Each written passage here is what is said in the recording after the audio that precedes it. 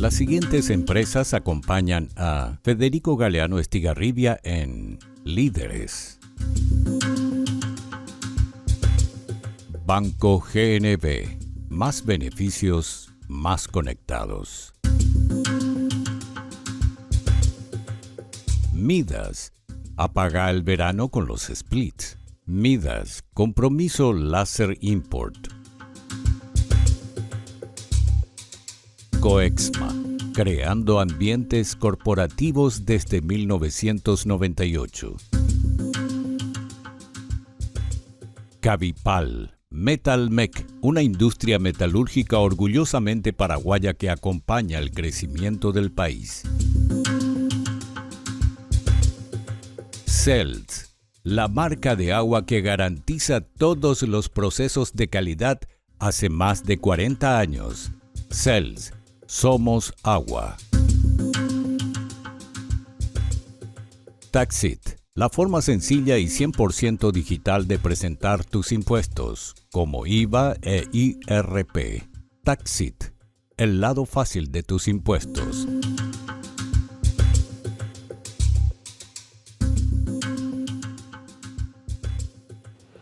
Señores, buenas noches, soy Federico Galeano Estigarribia, bienvenidos a Líderes. En el programa de esta noche, nuestro líder invitado es el señor Mario Ramos Reyes, abogado, filósofo egresado de la Universidad Católica de Asunción, doctor en filosofía, egresado de la Universidad de Kansas, Estados Unidos. Actualmente, Mario es docente en varias universidades de Estados Unidos. Con el invitado de hoy vamos a hablar acerca de la humanidad en tiempos de inteligencia artificial, en tiempos de tecnología y de posverdad. Luego de la presentación de nuestros auspiciantes, conversamos con el señor Mario Ramos Reyes, aquí en Líderes, desde los estudios de Unicanal.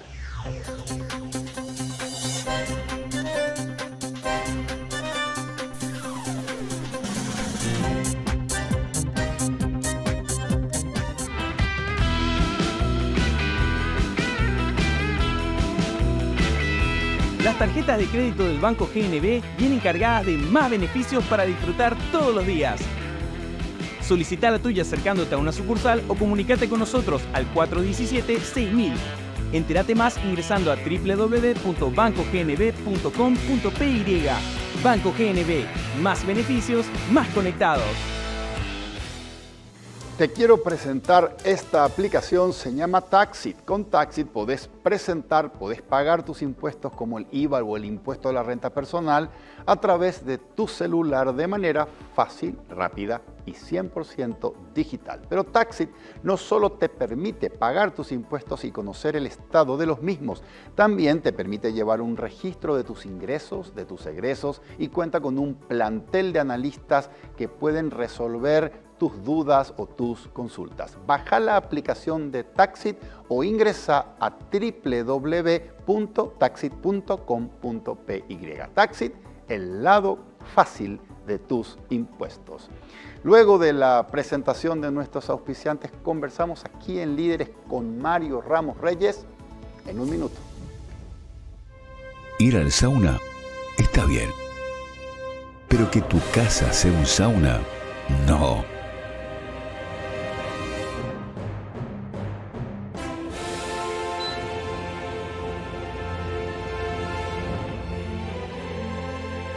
Con Midas, apaga el verano.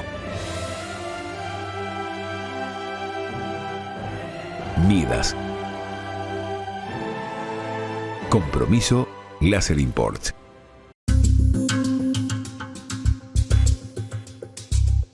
Ya estamos en compañía del doctor Mario Ramos Reyes. Mario, muchas gracias por aceptar la invitación. Qué lindo conversar contigo acá en Líderes.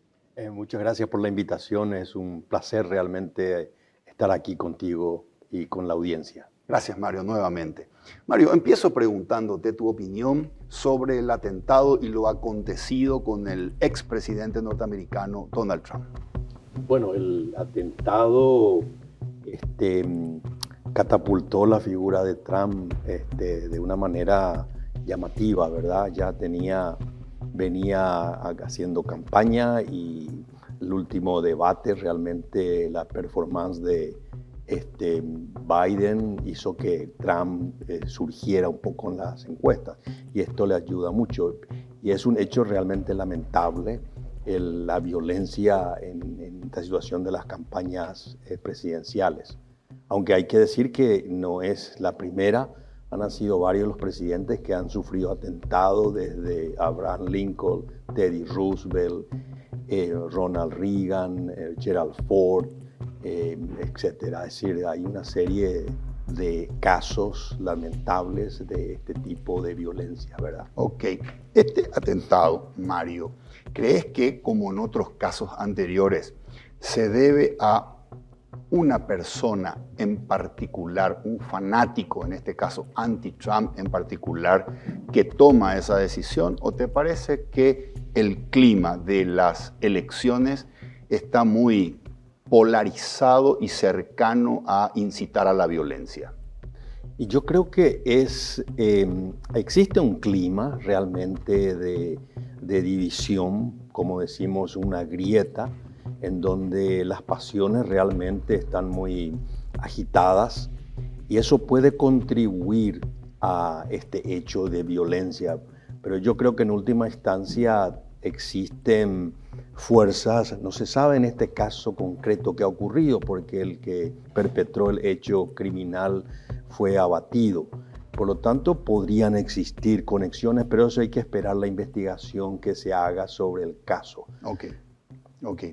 Vos vivís en Kansas. Sí, Mario, Kansas City. y estás de vacaciones actualmente. Bueno, sí, estoy de vacaciones, vine a presentar un par de libros en la Feria del Libro y entonces estoy pasando 3 semanas en Asunción. 3 semanas al año aquí en el país. En Asunción, sí. Mario, contame una cosa. ¿Estuviste interiorizándote acerca de este proyecto de ley que tiene que ver sobre control de las organizaciones no gubernamentales? No mucho, no me interioricé de la ley en sí, si no conozco en detalle, o sea, no podía dar un juicio con autoridad sobre ese tema. Simplemente he escuchado reacciones y opiniones que se han dado sobre el tema. Ok, pero en Estados Unidos existe controles respecto a este tipo de organizaciones. Claro, existen controles fundadas en el hecho de la soberanía de una nación que va a determinar sus cuestiones políticas y entonces todo dinero que pueda venir del extranjero tiene que ser controlado. Entonces, o auditado o tiene que haber cierta transparencia en su uso, etc. Bien, Mario, hablemos un poco de tu libro, Filosofía para tiempos misteriosos. ¿Los tiempos que estamos viviendo son tiempos misteriosos? ¿Por qué? Bueno, la palabra que yo utilizo, misterio, se refiere no estrictamente a enigma, sino a un modo de entender la realidad que muchas veces nuestra racionalidad humana no puede rebasar. Es decir, podemos hacer una interpretación de lo que ocurre, podemos tratar de descifrar el sentido de la historia, pero no completamente.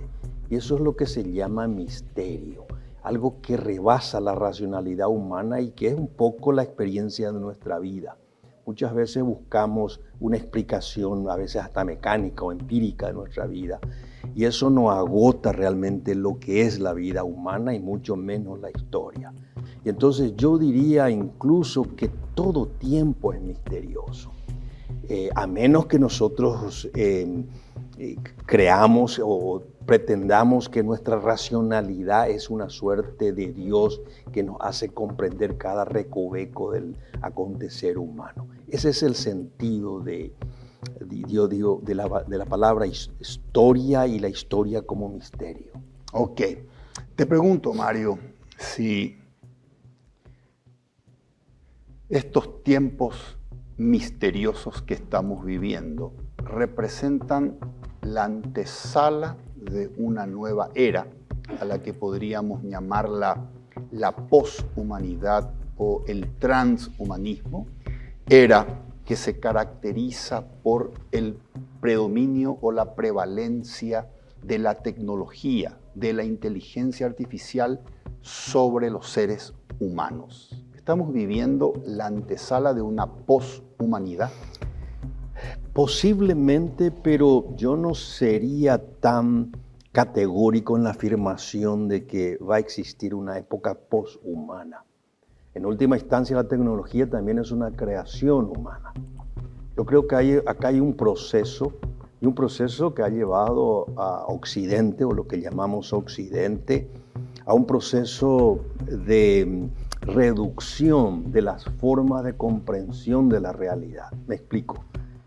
Si nosotros observamos el desarrollo de la Edad Media y bien la modernidad, vamos a entender que la comprensión se hacía a través de la filosofía, a través de una visión de totalidad de la realidad. Poco a poco eso se va reduciendo a que la ciencia empírica va a reemplazar o a sustituir, por ejemplo, la filosofía siglo XVII, XVIII y XIX. El siglo XIX fue sintomático, era el siglo de la ciencia, del positivismo científico, etc. Y luego viene, digamos, la reina, que sería la filosofía, o la hija, que es la ciencia, sino viene la nieta, que es la tecnología. Y hoy día entramos, digamos, en una exacerbación de la tecnología y se van dejando de lado factores fundamentales que había aportado la filosofía, el sentido de lo humano, el sentido, digamos, de la ética y también de la ciencia. Hoy día prácticamente la tecnología va a suplantar, o quiere o pretende, digamos, suplantar a la ciencia. Ahora, eso significa el fin de una era. Yo creo que estamos en una crisis, yo llamo a veces civilizatoria, de una forma de entender de la civilización que era muy dada por la ciencia empírica, y hoy día es la tecnología. Ahora, eso va a posibilitar la supresión de lo humano. Yo dudo, porque siempre existe una posibilidad de que el ser humano reaccione ante las exageraciones propias de su propia invención. Ahora, evidentemente, eso entraña ciertos peligros, ciertos desafíos, digamos, de la tecnología. Pero yo confío en que haya una autoconciencia que puede venir a través de sociedades, de hechos políticos, y que puede hacer retomar, digamos, el derrotero de la historia. Autoconciencia. Bien, anoto aquí como para que después hablemos acerca de cómo desarrollar esta autoconciencia. Mario, anoto acá, qué interesante. La madre es la filosofía, la hija es la ciencia y la nieta es la tecnología. Por lo que entendí, lo que estás comentando ahora, la ciencia y la tecnología en una sociedad donde le damos valor al conocimiento científico, a los métodos de experimentación y a la tecnología, están un poco dejando de lado, a la madre, que es la filosofía. Lo que me estabas comentando. Y comentaste sobre riesgos y peligros de una sociedad absolutamente basada o dependiente de la hija y de la nieta, la ciencia y la tecnología. ¿Cuáles son los peligros de una sociedad que por un lado tiene un nivel de vida muy alto comparado con nuestros abuelos o nuestros bisabuelos, precisamente gracias al avance de la ciencia y de la tecnología? Sin embargo, aclarás de riesgos y peligros, salvo que exista una autoconciencia. ¿Cuáles son los riesgos y peligros de vivir dependientes de mucha ciencia y mucha tecnología? Bueno, yo vengo de una tradición clásica de la filosofía, y los peligros son los peligros políticos, porque si nosotros vivimos en un régimen político que nosotros llamamos democracia o democracia liberal o Estado constitucional de derecho, ese Estado constitucional no se forma de ciencia empírica, tampoco se forma de tecnología. Supone al interior, sí, el desarrollo de la ciencia, la tecnología, Pero ese sistema supone valores, supone una normatividad, y la normatividad viene del derecho y viene de la ética. Y ambas, sobre todo la ética, tiene una raíz filosófica, lo mismo que la política. Y entonces un régimen que se guíe solamente a la tecnología va como secando la savia moral y la savia de convivencia política. Entonces es muy fácil en un régimen de ese tipo gobernar que a través, no sé, de la inteligencia artificial, de algunos algoritmos, pero eso sería un régimen brutal, un régimen que en última instancia no tiene en cuenta algo tan precioso de la condición humana, que es la libertad. Es decir, vamos perdiendo algo intangible, es el valor de la igualdad, de la dignidad humana, de la libertad. Y esos son valores filosóficos que uno aprende en una asignatura de historia o de filosofía o de arte. Entonces, la democracia no se reduce al Producto Interno Bruto. La democracia se produce al interno bruto, desarrollo tecnológico, científico, pero también de los valores. Y eso puede llevar, cuando socava, digamos, ese sistema muy tecnocrático, esos valores, entonces la gente va a buscar cierto sentido en qué, en ciertos fundamentalismos irracionales, en ciertas formas tribales, donde no hay diálogo, porque la gente no solamente ya no dialoga, no sabe lo que quiere decir diálogo. Y en última instancia la democracia nace en el diálogo. Los griegos, que son los grandes inventores de la democracia, digamos, la ponían como una forma en donde el logos, la palabra, tenía una escucha, y entonces había un intercambio de palabras. Eso se ha mantenido en cierta manera en los sistemas democráticos abiertos, pero eso se puede ir poco a poco achicándose, y por eso yo creo que la tecnología y la ciencia tienen que tener un balance de ciertos valores que a veces hemos perdido. ¿Por qué? Porque no tenemos autoconciencia del valor, porque ese tipo de realidades no tienen un valor crematístico inmediato, pero en el largo plazo sí tienen. Y entonces a veces las postergamos o nos olvidamos, y eso yo creo que es uno de de los síntomas de una crisis civilizatoria, de la persona civilizada, que se pueda autocontrolar, que se pueda autodominar, y que puede dialogar en un sistema político donde hay conflictos, porque es un sistema plural, pero los conflictos tienen que ser resueltos a través de la racionalidad y de los acuerdos. Ok, Mario, muy interesante lo que me estás diciendo. Me plantea tantas interrogantes. Anoto acá: una sociedad exageradamente volcada a la ciencia y a la tecnología se va secando de valores y de moral. Y yo creo que sí. ¿Y cómo se puede notar de manera muy concreta? En el énfasis que sociedades desarrolladas y también sociedades no tan desarrolladas dan a la tecnología, a la ciencia, que quizás las sociedades no desarrolladas necesitan con el fin de alcanzar, digamos, el tren del desarrollo, etc. Pero en última instancia se están olvidando de las humanidades, que es lo que da sentido a las democracias. Y eso se está perdiendo de a poco. Yo creo que eso es preocupante. Mario, ¿cuál es la prueba para decir hay sociedades que se están olvidando de las humanidades? Muy práctica. Cuando yo comencé a enseñar en los Estados Unidos hace muchos años, la Facultad de Filosofía o la Facultad de Historia o Artes Liberales tenía un cuerpo no solamente de profesores, sino de estudiantes bastante considerable. Con el tiempo se fueron suprimiendo por razones económicas, no tanto económicas como de estrategia de desarrollo, que se enfatizan más en la ingeniería, en la economía, en las ciencias duras. Se fueron poco a poco, reduciendo no solamente las cátedras en las humanidades, sino también los alumnos por ese motivo que ya no necesitaban tomar ciertas asignaturas de humanidades como requerimiento, sino se transformaron en asignaturas meramente optativas. Y eso porque en el fondo tenían, digamos, esa imagen de que las humanidades no se transforman inmediatamente en algo práctico o en dinero o en empleo. Entonces se van reduciendo los planes y los profesores que tienen títulos en humanidades se encuentran en una situación que ya no pueden conseguir los trabajos que antes conseguían.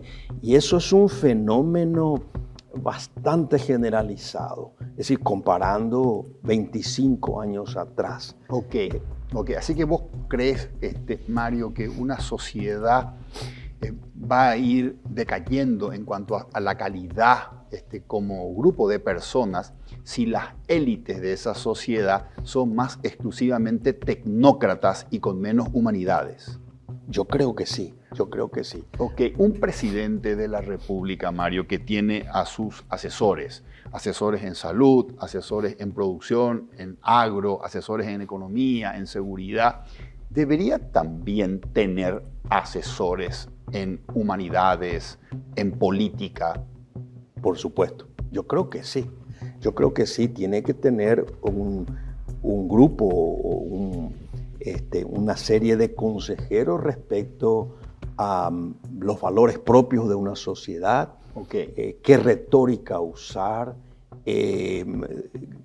la forma en que el líder se dirige a la comunidad, comprender un poco la propia historia de su comunidad. Eso lleva cierto estudio y hay personas que pueden ayudar a ser estrictamente consejeros de ese magistrado, porque si reducimos todo a cuestiones de seguridad, de economía, de salud, estamos reduciendo el bien común a ciertas cuestiones estrictamente materiales.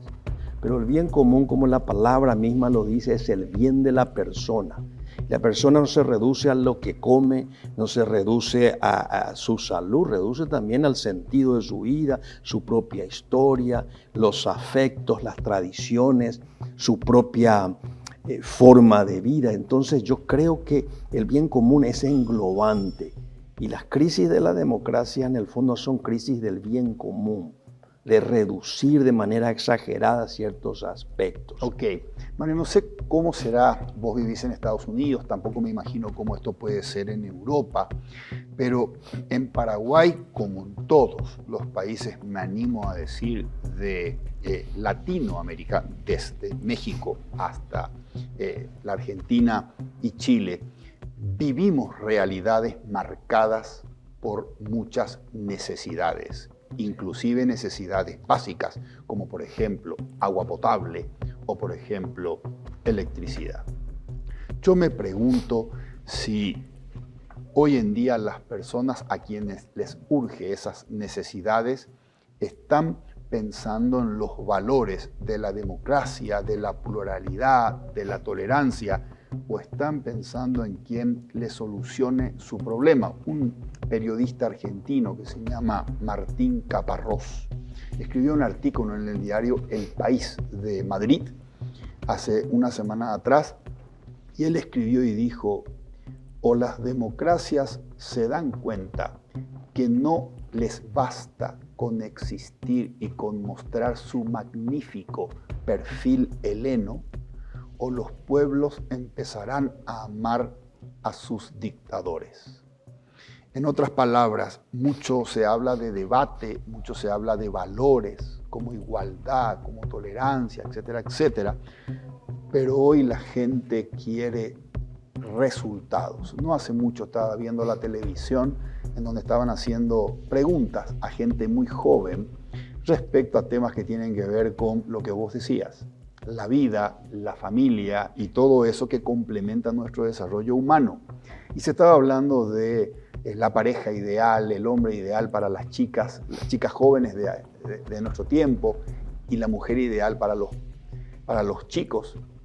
Y una chica muy joven no habrá tenido más de 25 años de edad cuando la periodista le pregunta acerca de qué tipo de compañero ideal. ¿Sabes qué le respondió Mario? A mí no me interesan los hombres que vienen y me hablan de amor. Yo quiero uno que venga y me arregle el techo. No sé si llamarle pragmatismo, pero la gente tiene necesidades muy básicas. El señor Bukele, presidente de El Salvador, tiene prácticas autocráticas que riñen con la democracia, pero tiene 85% de imagen positiva. Habla menos de ciertos valores o ideales de pureza o de democracia y dice: yo te voy a solucionar el problema de la inseguridad o el problema de la inflación en los alimentos. Estos tiempos pragmáticos riñen un poco con eso que estás comentando, Mario. Bueno, habría que matizar mucho en esas afirmaciones. Que exista una serie de políticos hoy en las democracias que hablen de igualdad, de libertad, etc. Mientras al mismo tiempo continúe la corrupción, simplemente están enunciando palabras sin contenido.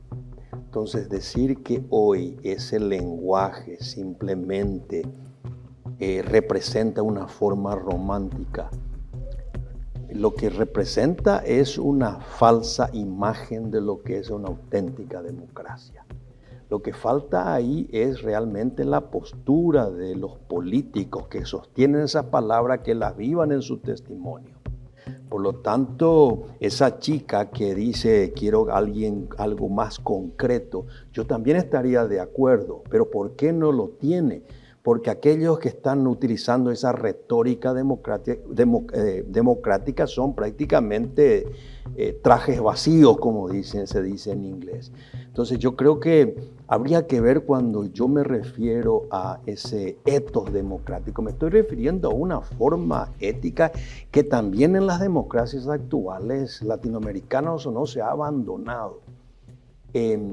Existe un autor americano célebre, americano-británico, ya muy anciano, el McIntyre, que dice justamente que estamos en un mundo donde todo el mundo habla de ética, todo el mundo invoca la ética, pero es un mundo en donde existe tanta fragmentación y tanta,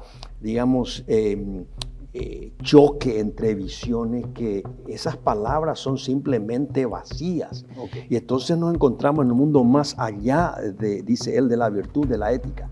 Yo creo que esa es una visión quizás muy realista. Entonces habría que matizar realmente qué nosotros estamos entendiendo nuestra democracia como tal. Ok. Muy interesante, muy interesante. A mí me llama mucho a la reflexión los desafíos de las élites y de los gobernantes respecto a las demandas. A mí no me importa los hombres que vienen y me hablan de amor, yo quiero uno que venga y me arregle el techo. Preguntarle a la gente lo que quiere y te dice soluciones. Si esa solución se llegó a partir de una ley que se aprobó sin la mayoría que tenía que tener el quórum, le importa muy poco. Va a decir, este presidente me solucionó. Y eso me llama la atención, porque estamos hablando de exigir soluciones y no nos importa si eso viola o no lo que vos dijiste recién, ¿verdad? Cuán constitucional puede ser. Estoy hablando de lo que yo veo en cuanto a las demandas de la gente respecto a soluciones.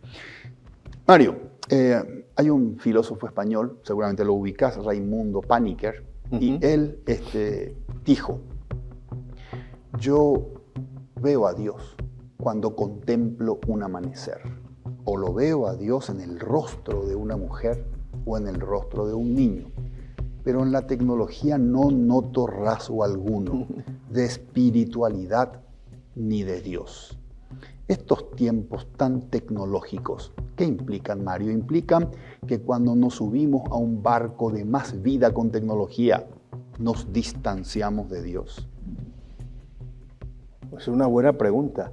Yo Yo creo que en cierta manera sí, porque la tecnología es una forma de dominar la naturaleza, de moldear la naturaleza conforme a nuestras necesidades, que en sí misma es legítimo. La palabra tecnología se origina en Grecia, que era una manera en que el ser humano iba controlando la realidad conforme a los fines propios de lo humano. Pero si su mirada sobre la realidad se reducía solamente a la tecnología, iba perdiendo una mirada a la totalidad. Y yo creo lo que dice Paniker muy bien, uno ve a Dios en la realidad, uno ve con los ojos del Espíritu en la realidad creada. Uno supone que el mundo nos fue dado, que no es una construcción mía, sino una realidad que está ahí, que espera que yo la contemple, la mire con ojos de asombro, como dice muy bien Aristóteles al comienzo de su metafísica. Yo creo que eso es fundamental. Ahora, yo no sería pesimista respecto a la tecnología. Lo que insistiría es que la tecnología sea la única forma de comunicarnos y de convivir.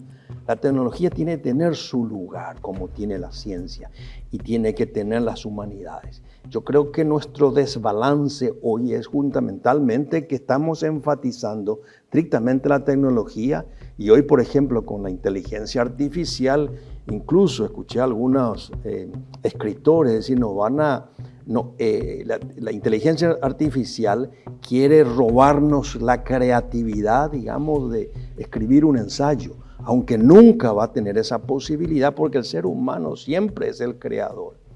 Y yo creo que, volviendo a tu pregunta, Paniker, yo creo que tiene razón. Hay un peligro en ese sentido. Más tecnología, menos Dios. Posiblemente. Mario, decís en tu libro una frase que me llamó la atención y quiero que me la expliques. Decís en el libro, hoy decir la verdad es un acto revolucionario. ¿Por qué es un acto revolucionario decir la verdad hoy? Y porque si uno, vamos a poner un ejemplo concreto, si yo quiero enseñar una materia básica de introducción a la filosofía, yo tengo que cuidar mi lenguaje de tal manera que yo no puedo pronunciar la palabra Dios de entrada. La gente se ofende. Yo no puedo utilizar la palabra inmoral de entrada, la gente se ofende. ¿Por qué? Porque hay una pretensión implícita en que toda afirmación sobre la realidad tiene el mismo valor que la siguiente. Entonces, si todo es relativo respecto a los juicios, ¿por qué yo tendría que hacer una afirmación en donde sostengo que una realidad es verdadera y la otra es falsa? Es decir, hoy día se está negando en el discurso inmediato el principio de no contradicción.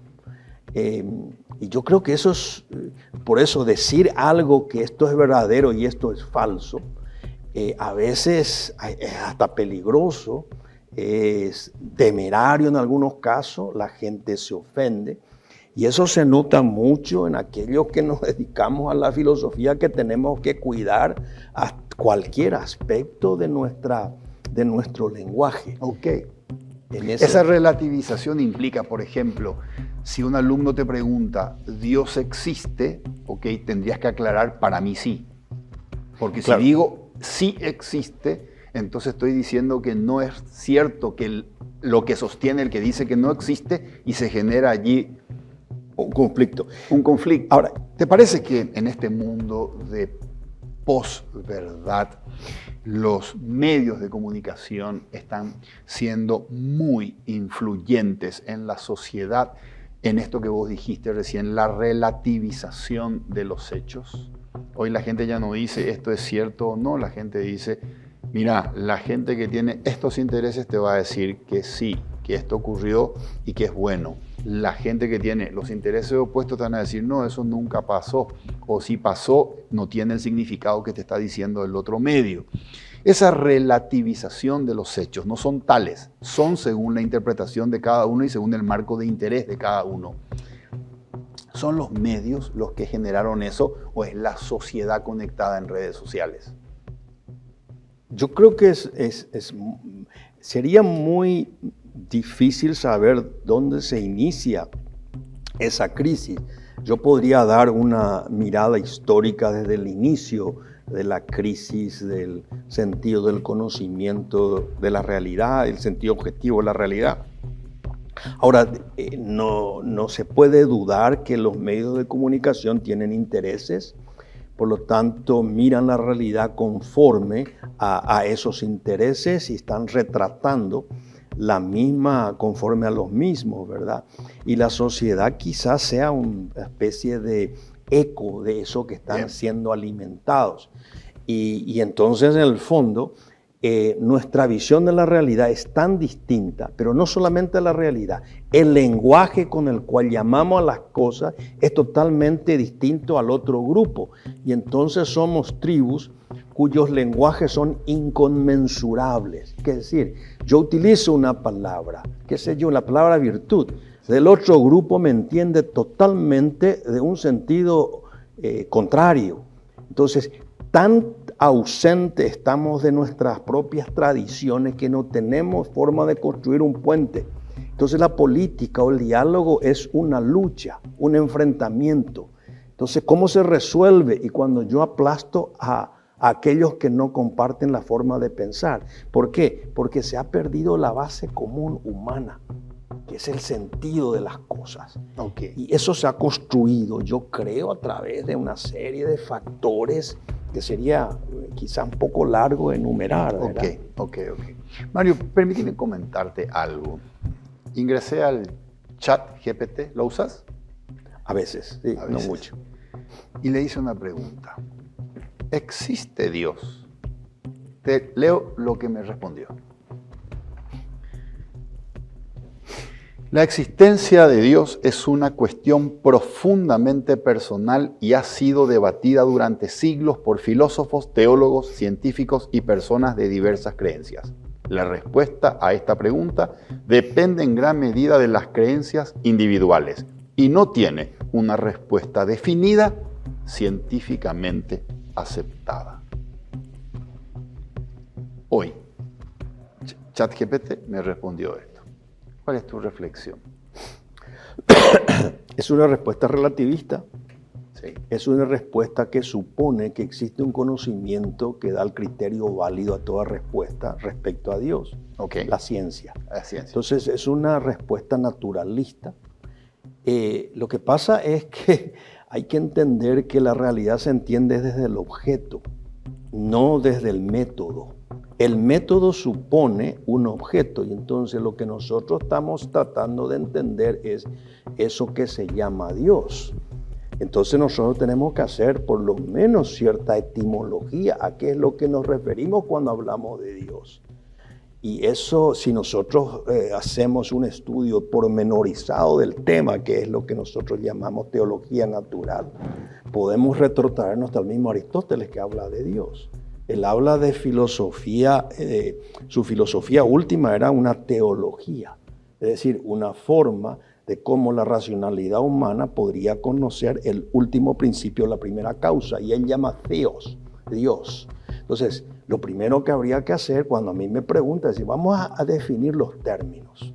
Y entonces vemos cómo la teología filosófica, cómo eso se relaciona con la tradición o la revelación cristiana, qué dice la tradición hindú al respecto, qué dice la tradición judía. Entonces yo puedo hacer una serie de análisis, primero etimológicos, después históricos, y vemos qué han dicho los filósofos. Porque los filósofos han dicho muchas cosas, pero no quiere decir que todo lo que han dicho es verdadero. Okay. Y entonces yo creo que hay toda una tradición que puede llegarnos a un juicio. Todo juicio en última instancia es, yo diría, hasta probable en cuestiones de orden metafísico, como es el tema de Dios. Correcto. Okay. Okay. Por eso yo digo que no creo que, y no estoy de acuerdo con la inteligencia artificial, cuestiones que tienen que ver, digamos, con una tradición milenaria. Ok. El año pasado leí un libro escrito por Carlos Mateo Valmelli. El libro se llama El andar del lobo.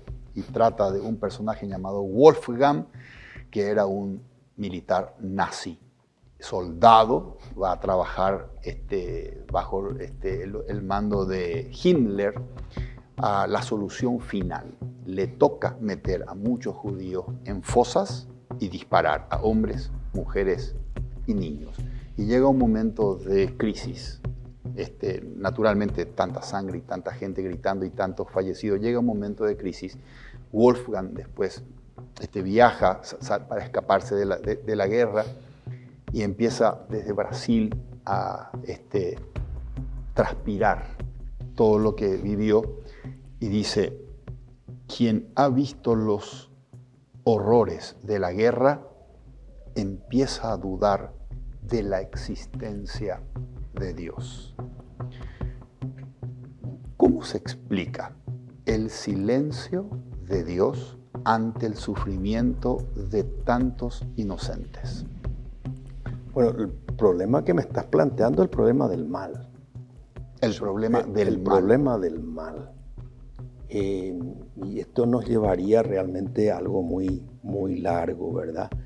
El mal que me estás planteando es el problema del mal moral. Existe también el mal físico y existe el mal metafísico. El problema del mal es un misterio. En la palabra misterio es justamente que la comprensión rebasa el orden de la razón. Es decir, comprender el problema del mal, una enfermedad terminal de un niño, por ejemplo, el caso de crímenes de horrorosos como me estás relatando, rebasa la comprensión racional de una persona. Entonces la cuestión radica ahí, ¿qué diría un filósofo de mi tradición, de una tradición cristiana? Cierto. ¿Cómo se comprende esto? Se comprende con la cruz de Cristo. Cristo, Hijo de Dios, muere redimiendo a la humanidad, ofreciendo su vida por nosotros. Eso es un absurdo, aparentemente, desde el punto de vista racional.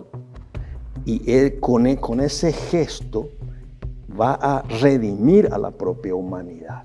Entonces, como que el fracaso de Cristo es su éxito, digamos. Entonces ahí encontramos que en el fondo el sentido del mal va a tener explicación en el sentido de la cruz de Cristo. Okay. Y entonces, ¿qué es lo que yo puedo colegir de esto? Que en el fondo no solamente nuestras dificultades, dolores, tienen un sentido misterioso que en última instancia vamos a tener una redención final. No es una respuesta inmediata racional, pero se funda en la esperanza, que yo espero en aquel que me ha prometido eso que sería mi vida sin fin, ¿verdad?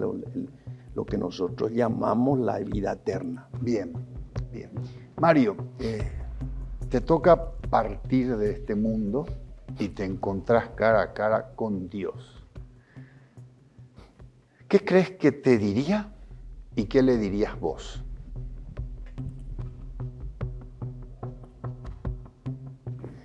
Yo, ¿qué le diría a Dios? Ya pensé muchas veces eso. Yo le diría que hice lo que pude. Esa sería mi respuesta.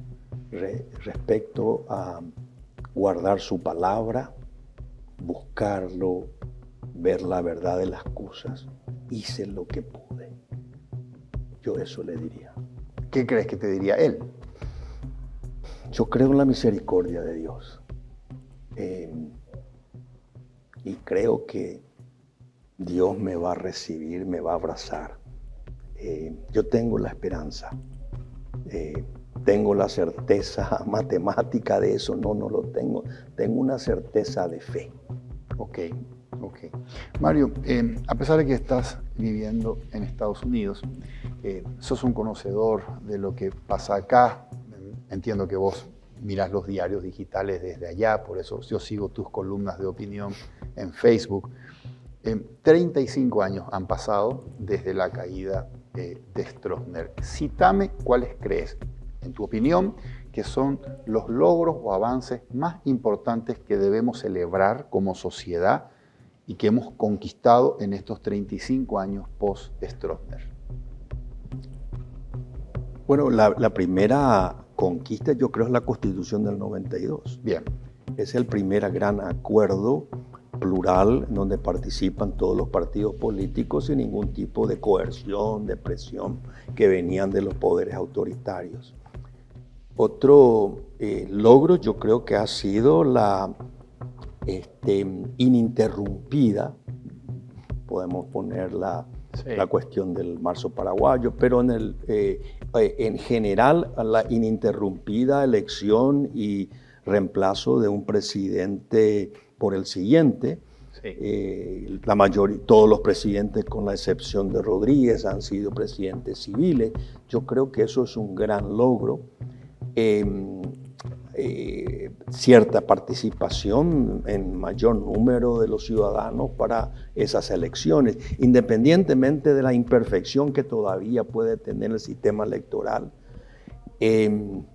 Y también yo creo que el desarrollo que ha tenido desde el año 90 a esta época de la información, de la prensa, que yo creo que ha sido un factor que ha contribuido en la construcción de esta democracia.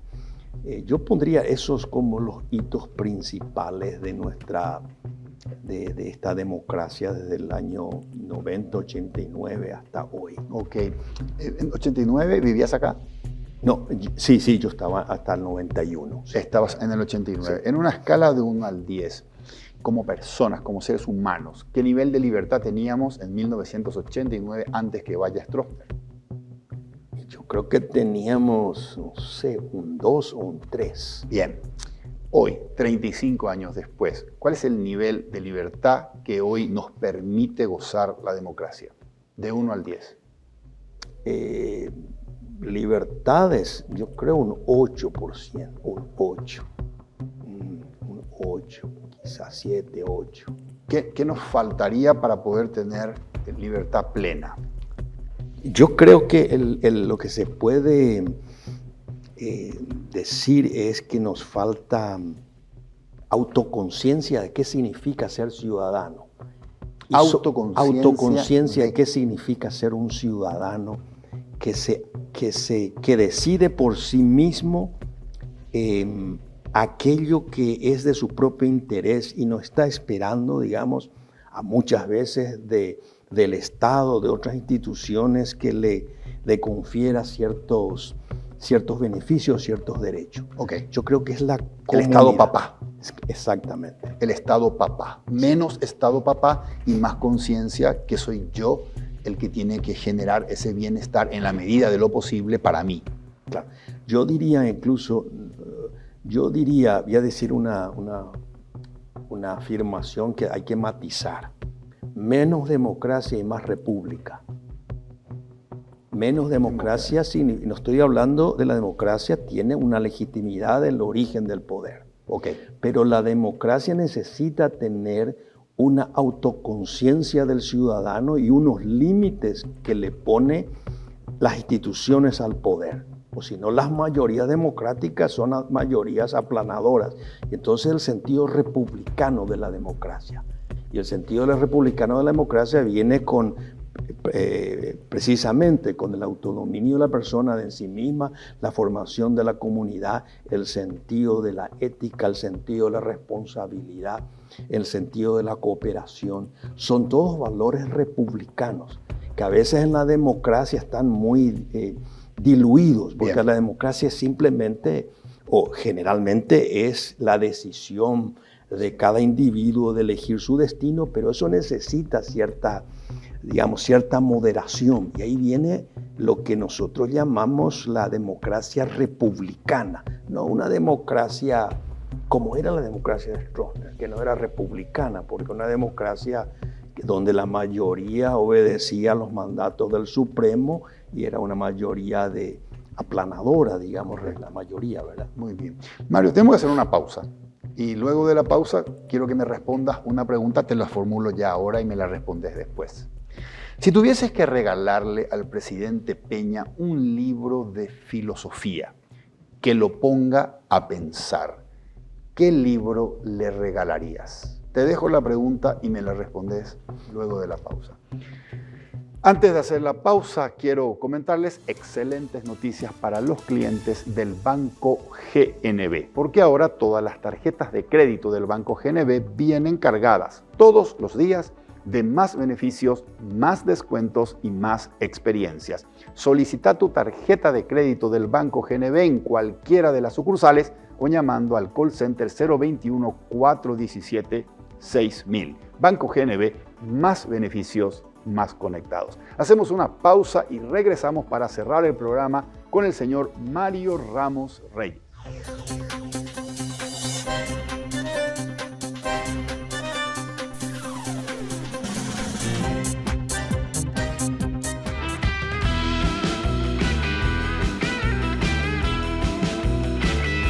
Las tarjetas de crédito del Banco GNB vienen cargadas de más beneficios para disfrutar todos los días. Solicita la tuya acercándote a una sucursal o comunícate con nosotros al 417-6000. Entérate más ingresando a www.bancognb.com.py. Banco GNB, más beneficios, más conectados. Ir al sauna está bien, pero que tu oficina sea un sauna, no.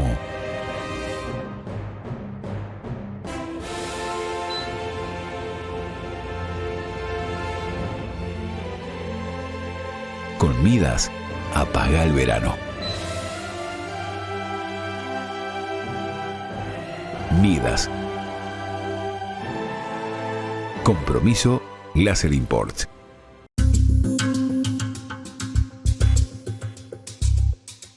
Regresamos con el señor Mario Ramos Reyes. Mario, ¿qué libro le regalarías al presidente de la República?